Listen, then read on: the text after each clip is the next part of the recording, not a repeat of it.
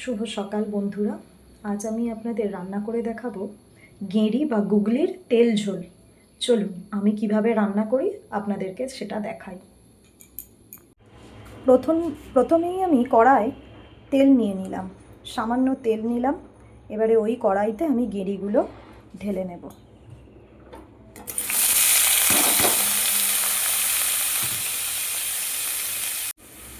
এবার আমি এতে সামান্য নুন দিলাম,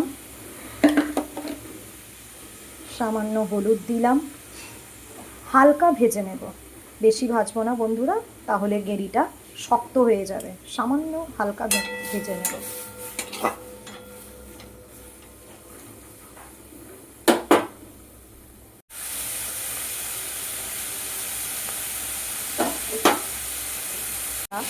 আমি এই গেঁড়িগুলো ভালো করে পরিষ্কার করে ধুয়ে রেখেছিলাম।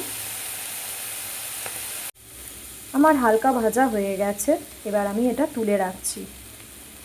এইবার আমি ওই কড়াইয়ে সামান্য তেল দিচ্ছি।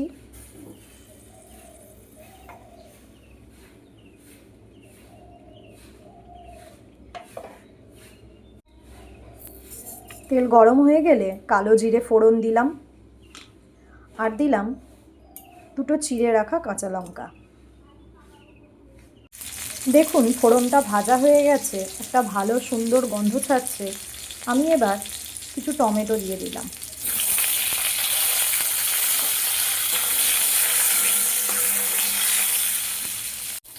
সামান্য নুন দিলাম।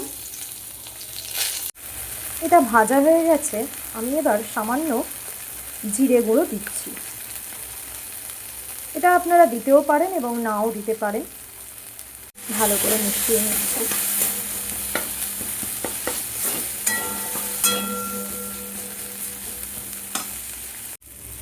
জল দিয়ে দিচ্ছি।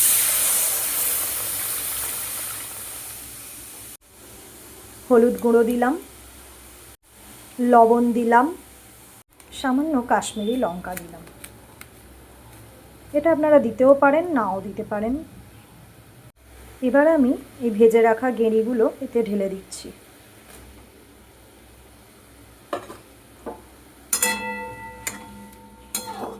একটু ফুটতে দিই।